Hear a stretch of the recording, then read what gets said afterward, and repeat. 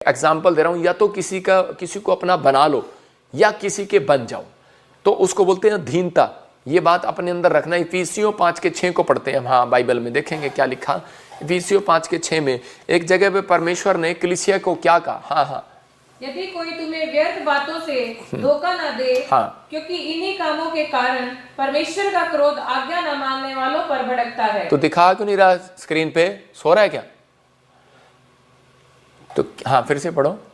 कोई तुम्हें व्यर्थ बातों से धोखा न दे, कोई तुम्हें व्यर्थ बातों से धोखा ना दे, क्योंकि इन्हीं कामों के कारण परमेश्वर का क्रोध आज्ञा न मानने वालों पर भड़कता है। परमेश्वर का क्रोध आज्ञा ना मानने वालों पर भड़कता है। मतलब कि ये बात वचन के अनुसार बता रहा हूं कि बहुत सारे लोग जब परमेश्वर के कलाम को नहीं सुनते, नहीं मानते, तो कह रहे कि उनके ऊपर परमेश्वर का क्रोध भड़कता है। परमेश्वर का क्रोध कह रहे कि जो पुराने नियम में भड़कता आया वो नए नियम में भी भड़कता है। इसलिए बहुत सारे लोग जब आशीष पाने के लिए तरीका ढूंढते हैं और उनकी आशीषें बंद रहती हैं, खुलती नहीं है, मैं उन लोगों के लिए बता रहा हूं कि पवित्र आत्मा चाहता है, कह रहा है कि आप परमेश्वर के वचनों में जब आप अधीन रहते हैं, बाइबल में लिखा कह रहा है कि मेरे वचनों कह रहा है कि नॉलेज ना होने के कारण कह रहा है कि बहुत सारे मसीह लोग, बहुत सारे अन्य जाति लोग नाश हो जाते हैं, जो परमेश्वर के ज्ञान को लेना नहीं चाहते, या फिर ज्ञान उनके पास है उस पर अमल नहीं करना चाहते। कह रहा है परमेश्वर ठट्ठों में नहीं उड़ाया जाता, धोखा नहीं खाना,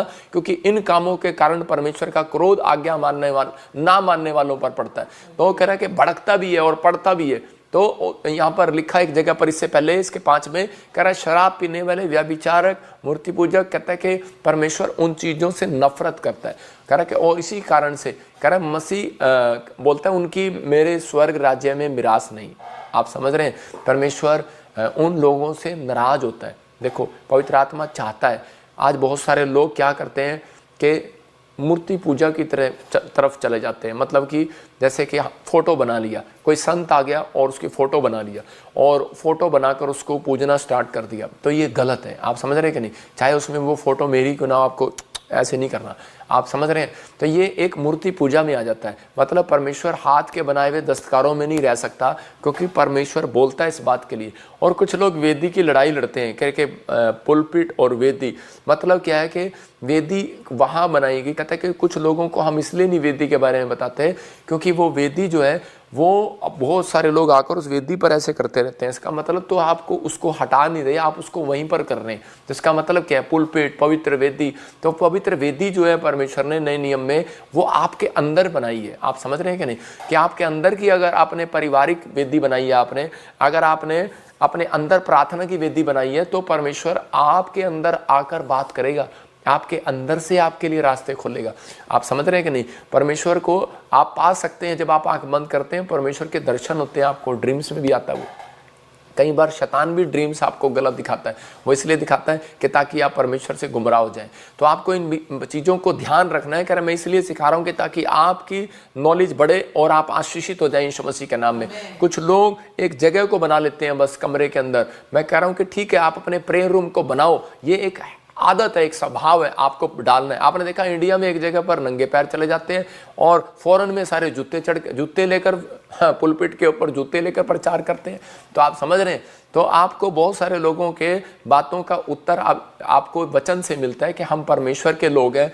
जो लोग अपने लिए अधीन नहीं रहते परमेश्वर के कामों की, उसकी आज्ञा के, उनके ऊपर परमेश्वर का क्रोध बढ़ता है। तो इसलिए पवित्र आत्मा चाहता है कि हम परमेश्वर की अधीनता में चलें। शराब नहीं पीना, जैसे उसने कहा, गाली नहीं देना, झूठ नहीं बोलना है, विचार नहीं करना, इन चीज़ों से हमें दूर रहना है। परमेश्वर का आत्मा आपकी ज़िंदगी में काम करता है। हम देखते हैं इफिसियों 5:24 में कि अधीनता कह रहा है कि बड़े बड़े रास्तों को खोलती है। हो सकता है कि आपकी लाइफ में कोई काम ऐसा हो गया हो और आप आगे ना बढ़ पा रहे हो, लेकिन परमेश्वर किन लोगों के रास्ते खोलता है? याद रखना, कह रहा है जब कलीसिया मसीह के अधीन रहती है, और कह रहा है कि जब विश्वासी पास्टर के अधीन रहता है, बच्चे जब माँ बाप के अधीन रहते हैं, और तो उसके बाद परमेश्वर का आत्मा कहता है कोई माइकलाल आपकी आशीष को नहीं रोक सकता। आपकी आशीषें खुलेंगी यीशु मसीह के नाम में। कह रहा है कि जब पत्नी पति के अधीन रहती है, यहाँ पर लिखा जैसे कलीसिया मसीह के अधीन है, वैसे ही पत्नियां भी हर बात में अपने पति के अधीन हो जाए। ये वचन मुझे बाइबल में सबसे बेस्ट लगता है और मैं इसको पढ़ के बार बार खुश होता हूँ। मतलब कि क्योंकि यहाँ पर बात पत्नियों की आ जाती है ना, तो यहाँ पर लिखा वैसे ही पत्नियां भी हर बात में,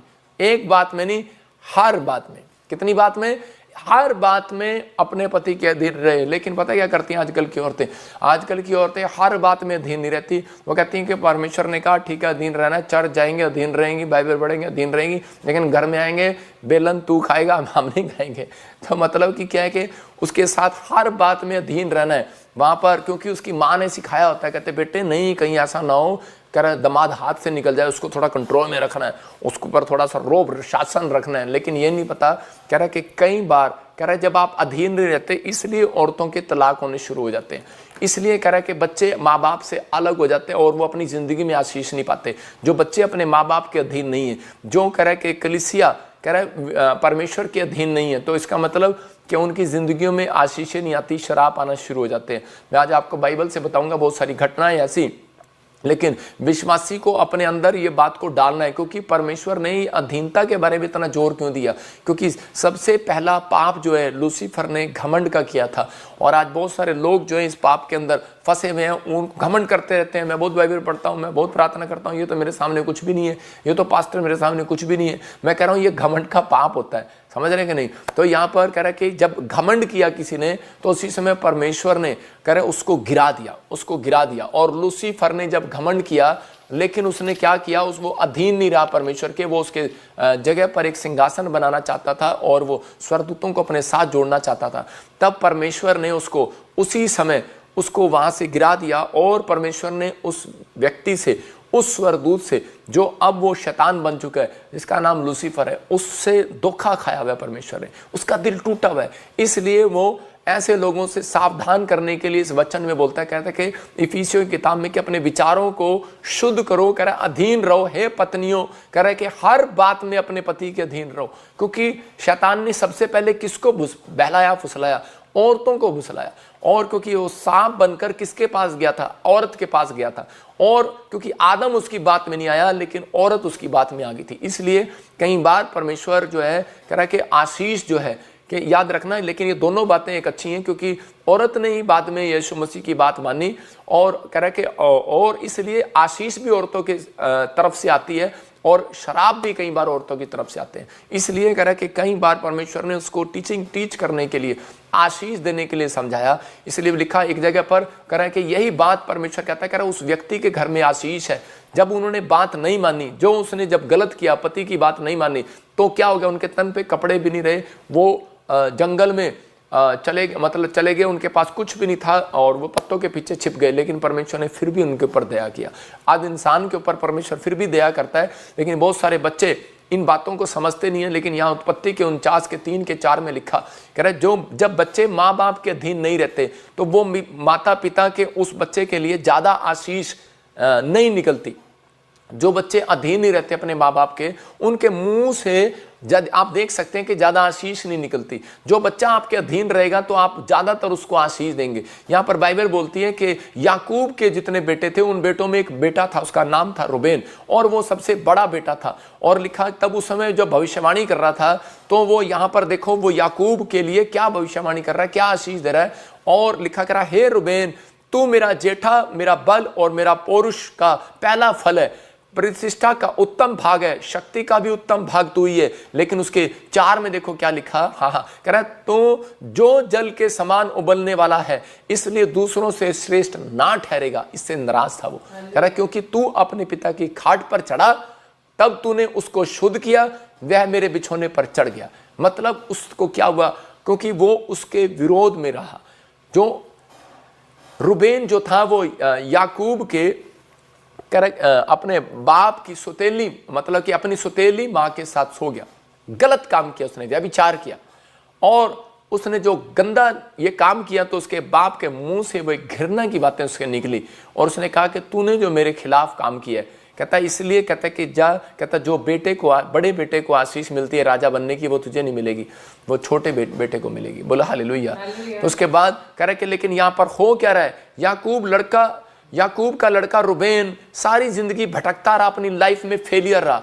आज बच्चे नहीं जानते कि माँ बाप की जब बात को वो नहीं मानते, वो फेलियर रहते हैं अपनी लाइफ के अंदर। लेकिन जितने बच्चे आज हाथ उठाकर फैसला ले रहे हैं कि परमेश्वर, कि मैंने इस वचन से सीखा कि मैं परमेश्वर आज से अपने माँ बाप के अधीन रहूंगा, कह रहे कि उसी समय परमेश्वर आपको फेलियर नहीं, पास करेगा यीशु मसीह के नाम में, सक्सेसफुल करेगा यीशु मसीह के नाम में, हर आशीष आपके ऊपर खोलेगा यीशु मसीह के नाम में। लेकिन बहुत सारे बच्चे इसलिए आज भी कामयाब नहीं है क्योंकि वो अपनी माँ को बदतमीज से बात करते हैं, बाप से बदतमीज से बात करते हैं। लेकिन हो सकता है आप करते हो या आप डरते हो अपने माँ बाप से इकट्ठे बैठने में, लेकिन आप एक समय आप उनका आदर जरूर करें, हालेलुया। या उनके साथ हो सकता है आप अपने बड़ों में कर आप आदर ना कर रहे हो, अपनी सास का आदर ना कर रहे हो। बहुत सारी औरतें कह रहे कि अपनी सास का जब आरते नहीं कर बहुएं जब आदर नहीं करती तो उनकी लाइफ में प्रॉब्लम आती है। मैं कह रहा हूं कि जो आपके अगुए हैं, जो आपसे बड़े हैं, जब आप उनके अधीन रहते हो तो परमेश्वर आपके लिए मिरेकल करेगा। हम देखते हैं यीशु मसीह 30 साल बड़े ही का काम किया अपने माँ बाप के अधीन रहकर, और परमेश्वर ने उसको जबरदस्त अनॉइंटिंग दे दिया। इसका मतलब क्या है कि अगर आप परमेश्वर के अधीन रहेंगे तो परमेश्वर आपको आशीष देगा। लेकिन कुछ आशीषें परमेश्वर ने आपके माँ बाप के हाथ में रखी हैं। सारी आशीषें परमेश्वर के हाथ में, लेकिन कुछ आशीषें आपके बड़े भाई के हाथ में, कुछ आशीषें आपके बड़ी बहन के हाथ में, कुछ आशीषें आपके बड़े अगुओं के हाथ में, आपकी टीचर के हाथ में, आपके प्रॉफिट के हाथ में, कुछ आशीषें आपके माँ बाप सास ससुर के हाथ में। इसलिए अपने अंदर हमेशा ये बात याद रखनी है कि मैंने अपनी लाइफ में कुछ भी किया हो, लेकिन परमेश्वर, क्योंकि बाइबल बोलती है जैसा बोएगा वैसा काटेगा, और उनके मुंह से निकले हुए नेगेटिव वर्ड्स आपके ऊपर लग जाएंगे, आपको तोड़ना मुश्किल हो जाएगा। बाइबल बोलती है कि ये बड़ों के जो श्राप होते हैं वो टूटते आसानी से नहीं है, उनको तोड़वाना पड़ता है। फिर उनको करे कि एक नबी के पास जाकर बहुत सारे लोगों ने उस शरापों को तोड़वाया। मैं फिर उन लोगों के बता रहा हूं कि पवित्र आत्मा आप लोगों के से बात कर रहा है, इसलिए कह रहा है कि आप आज्ञाकारी हो जाएं, अधीन हो जाएं, करैक्टर, अपने करैक्टर को साफ करें। कहता है फेलियर का श्राप आज ही हटना स्टार्ट हो जाएगा यीशु मसीह के नाम। कह रहा हो सकता है आप बिजनेस खोलना चाहते हैं, फेलियर हो रहे हैं, आप सेव का ही खोलना चाहते हैं लेकिन फेलियर हो रहे हैं। लेकिन यीशु मसीह ने एक सिद्धांत दिया, 30 साल उसने अपने माँ बाप के अधीन रहा। क्यों रहा वो अपने माँ बाप के अधीन? क्योंकि उसको मालूम था कि मेरे ऊपर अनॉइंटिंग आएगी, ये परमेश्वर की आज्ञा है। मूसा की आज्ञाओं में से 10 आज्ञाओं में से एक आज्ञा अपने माता पिता की आज्ञा का पालन करना। तो यहाँ पर क्लियर है, कहता है कि परमेश्वर ने पुराना नियम खत्म नहीं किया, अगला नियम कहता खत्म नहीं किया, दोनों नियम को पूरा करने के लिए आया। तो इसलिए आज जितने लोग इस बात का फैसला ले रहे हैं, मैं कह रहा हूं रिजल्ट आएगा 52 दिन के अंदर, आपकी गवाही बनेगी यीशु मसीह नासरी का नाम में। आपको लंबी चौड़ी प्रार्थना कराने की जरूरत नहीं है। कह रहा कि सड़कों पे मोड़ों पर खड़े होकर प्रार्थना करने की जरूरत नहीं है। कह रहा अगर आप इन चीजों को मानते हैं तो परमेश्वर आपके लिए अधीनता, कह रहा परमेश्वर उस व्यक्ति के लिए कायल हो जाता है, परमेश्वर उस व्यक्ति के लिए कुछ करने की सोचता है जो अधीन होता है। और यूसुफ जब अपने माँ बाप के अधीन था तो उसी समय अपने भाइयों के इतना अधीन था, उनकी भैंसें, उनके पशु भी, भेड़ बकरियां भी वही चगाने के लिए जाता था। धूप में खड़ा रहता था, उसके भाई पेड़ के नीचे सो जाते थे लेकिन वो जाता था, अधीन था वो अपने भाइयों के भी। उसने कभी उफ तक नहीं किया। लेकिन आजकल की औरतों को कह दो कि ये काम कर दे तो उसी समय नाक मारती हैं, ऐसे करके गाल बजाती हैं। और बाइबल में भी एक जगह मैं पढ़ रहा था, नीति वचन में लिखा गाल बजाने वाला कह रहा नाश हो जाता है। तो उसी समय कह रहा कि जब हम लोग ऐसा करते हैं तो उसके बाद कहता है कि प्रॉब्लम आना स्टार्ट होता है। यूसुफ ने जब माना और अधीन रहा, और परमेश्वर ने उसकी लाइफ में क्या किया पता है? परमेश्वर ने उसकी लाइफ में मिराइकल किया और वो देश का प्रधानमंत्री बन गया। क्यों बना दिया परमेश्वर ने उसे देश का प्रधानमंत्री? क्योंकि उसने अपनी लाइफ में ये आज्ञा को मान लिया था कि परमेश्वर मैं जो करूंगा, आज से पवित्र आत्मा अधीन रहूंगा। मैं अपने माँ बाप के, अपने परिवार के जितने बच्चे ये बात को समझ रहे हैं, परमेश्वर उनके कामों को खोलने के लिए जा रहा है यीशु मसीह के नाम में। सबसे ज्यादा अनॉइंटिंग उसी के ऊपर आएगी जो कहता है कि अधीन रहेगा अपने माँ बाप के। या आप अपने ऑफिसर के अधीन रहेंगे, स्कूल में जाते हैं टीचर के अधीन रहेंगे, बिजनेस में, दुकान में काम करते हैं, अपने हेड में काम करते हैं, अधीन रहेंगे। आप किसी के पास भी काम करते हैं तो आप अधीन रहेंगे तो परमेश्वर आपकी जिंदगी में डबल काम करेगा यीशु मसीह के नाम में। ये गवाही है। एक बार वैसे ही आपको एग्जाम्पल दे रहा हूँ कि गवाही दे रहा हूँ, उदाहरण बता रहा हूँ कि एक किस्सा कि एक लड़का था, उसके बाप ने कहा कि वो बड़ा अधीन था। उसके एक बार वो सेब खा रहा था तो उसका सेब नीचे गिर गया और उसके बाप वो नीचे से उठाने लगा तो उसके बाप ने कहा ओए चल, कहता नीचे गिरी हुई चीज़ नहीं उठाते। और एक फोटो दिखाता हूँ अभी, उसकी माँ एक दिन क्या हुआ सड़क पर गिर गई और उसी समय उसकी माँ बोली करी कि उठाइयो, कहता ना, कहता बाप ने मना किया। और उसी समय उसकी माँ ने जाके अपने पति को बताया तो उसके बाप ने डंडा उठा लिया। उसने कहा बे तूने अपनी माँ को क्यों नहीं उठाया? कहता पापा आपने तो कहा था, कहता नीचे गिरी हुई चीज क्यों नहीं उठाते? तो मतलब इतने भी आज्ञाकारी ना हो जाओ कि आपकी समझ में ना आए। मतलब कि परमेश्वर का आत्मा कह रहा है, कहता उन चीजों के लिए जो सही है उनके अधीन हो जाओ। जो गलत है उनके अधीन नहीं कह रहा हूं मैं, कह रहा हूं उन चीजों के अधीन हो जाओ जो आपको आगे बढ़ाते हैं, जो आपको आशीषित करते हैं, जो आपके लिए रखे गए हैं परमेश्वर ने समाज में। तो परमेश्वर कहता है कि उन लोगों के लिए, जैसे कि आपके जीवन में क्या आपके स्पिरिचुअल फादर, मतलब कि एक फादर है संसार का, एक है कि आत्मिक पिता जो आपको शिक्षा देता है, जो आपको इस समय प्रोफेसी कर रहा है आपके लिए, जो मैं आपके लिए प्रार्थना कर रहा हूं, दिन रात आपको जागता हूं, क्योंकि वहां पर इफिसियों की किताब में लिखा, एक इब्रानियों की किताब में लिखा 13 के 17 में कह रहा है कि जो दिन रात तुम्हारे लिए जागते हैं उनको लेखा देना पड़ेगा, उनके अधीन रहो। देखो क्या लिखा, अपने अगुवों की आज्ञा मानो और उनके अधीन रहो, क्योंकि वे उनके समान तुम्हारे प्राणों के लिए जागते रहते हैं, उनको लेखा देना पड़ेगा। क्योंकि मुझे कह रहा है कि अगर मैं आपके लिए दुआ ना करूं तो मेरे लिए पाप है। यिर्मयाह बोलता है कि अगर मैं तुम्हारे लिए दुआ ना करूं तो ये पाप है। कहता है इस्राएलियों में तुम्हारे लिए फिर भी दुआ करता हूं, तुम मुझे पत्थर मारते हो, मैं फिर भी दुआ करता हूं। मूसा कहता है कि मैं तुम्हारे लिए दुआ ना करूं तो मेरे लिए पाप है, मुझे लेखा देना पड़ेगा। कहता है तुम मेरे पर पत्थर मारो, 3 दिन पानी नहीं मिला, खाना नहीं मिला, पत्थर मारने लगे। और मूसा ने कहा कोई बात नहीं, मूसा ने कहा फिर भी मैं तुम्हारे लिए प्रार्थना करूंगा, क्योंकि मैं परमेश्वर से आशीष लेना जानता हूं। तो पवित्र आत्मा उन लोगों की मदद करता है, कह रहा है कि जो अधीन रहते हैं। इसका मतलब परमेश्वर ने कहा कलीसिया जब मसीह के अधीन रहेगी, इसका मतलब कह रहा है कि जब पास्टर के अधीन रहेगी विश्वासी, तो उनकी बरकतें अपने आप खुलेंगी यीशु मसीह के नाम। जो ऑनलाइन चर्च है, मैं आपका स्पिरिचुअल फादर हूं, अगर आप मुझे मानते हैं तो इसी समय आप समर्पित करना पड़ेगा आपको। जब आप समर्पित करते हैं इस बात के लिए तो आपको कुछ करने की जरूरत नहीं है। जो दुख मैंने उठा लिया आपको नहीं उठाना पड़ेगा। जो आशीष मेरे ऊपर है वो स्पिरिचुअल सन के ऊपर आएगी यीशु मसीह के नाम में। आपके ऊपर गुड न्यूज आएगी यीशु मसीह के नाम में। हर आशीष आपकी खुलेगी यीशु मसीह के नाम में। मैं आपको बता रहा हूं बाइबल से, दूसरा राजा 2:3 में वहां पर देखते अलीशा करा इतना अधीन था, करा अपने पिता के, आत्मिक पिता के, स्पिरिचुअल फादर के, कि वहां पर एक दिन वो जा रहा था तो उसी समय अपने प्रॉफिट के साथ, एलिया के साथ, और रास्ते में उसे कुछ लोग मिलते हैं, क्योंकि वो एक साइड थोड़ी देर के लिए जब एलिया साइड में हुआ उसका स्पिरिचुअल फादर, तो उसी समय क्या हुआ कि रास्ते में उसको कुछ दूसरी मिनिस्ट्री के लोग उसको छेड़ने के लिए आ गए। बोलते कह रहे कि हे बेतलवासी, भविष्यवक्ताओं के चेले अलीशा के पास आकर कहने लगे क्या तुझे मालूम है कि आज यहोवा तेरे स्वामी को तेरे ऊपर से उठा लेने वाला है? उसने कहा हाँ मुझे मालूम है, लेकिन तुम चुप रहो। उन्होंने क्या कहा कि तेरा पास्टर तो जाने वाला है, तू हमारी कलीसिया में आ जा। तो उसी समय यहाँ पर भी एक भविष्यवक्ता आ गया और उसने उनको डांटा और उसने कहा चुप रहो। कहता है कि मैं अपने पिता के अधीन हूं, समर्पित हूं मैं, और अधीनता, और उस बात से खुश होकर, इसी में जब हम देखते हैं इसी के 10 में, दूसरा राजा 2:10 में, इसी से खुश होकर परमेश्वर ने और एलिया से कहा, एलिया को मालूम नहीं है वो एक प्रॉफिट है, और उसने उसी समय, एलिया उस स्थान पर नहीं था जब वो चेले उससे बात कर रहे थे। कई बार कह रहा है कि आप उस स्थान पर होते हैं और आप ऐसे विश्वासियों को, ऐसे लोगों को जो शैतान की ओर से होते हैं उनको डांट देते हैं कि हम तो प्रॉफिट बजिंदर के साथ जुड़े हुए हैं, हम कुछ नहीं कर सकते भाई, हमारी आशीष यहीं पर है, ये प्लेस हमारा है।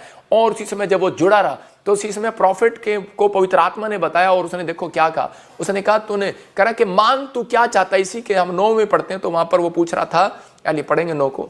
उनके पार पहुंचने पर एलिया ने एलीशा से कहा, हाँ, इससे पहले कि मैं तेरे पास से उठा लिया जाऊं, हाँ, जो कुछ तू चाहे मैं तेरे लिए करूं वह मांग। इसी के 9 में लिख रहा है, कहता है कि तू मांग मेरे से क्या मांगता है। और उसी समय इसका मतलब कि वो इतना खुश हो गया और मांगने लगा। याद रखना, जब अगर आप माँ बाप के, अगर आप पैरों को दबाते हैं, आप उनको पानी पिलाते हैं, उनकी सेवा करते हैं, तो वो खुश होकर बोलेंगे मांग तुझे क्या मांगना है। यहां पर कह रहा है उसने प्रॉफिट का आदर किया, अपने स्पिरिचुअल फादर का आदर किया, तो उसने कहा तुझमें जो आत्मा है उसका दुगना भाग मुझे मिले। और उसने कहा कह रहा है कि जो तुझे मांगना है मांग। उसने कहा पर कहता है मैं ये मांगता हूं, कहता है तेरी जैसी अनॉइंटिंग मेरे ऊपर आ जाए। याद रखना कि अनॉइंटिंग ऊपर आएगी। और कह रहा है कि जो आशीष आपको मिलनी है, मैं कह रहा हूं जो परमेश्वर मेरे से बात करता है वो आपसे भी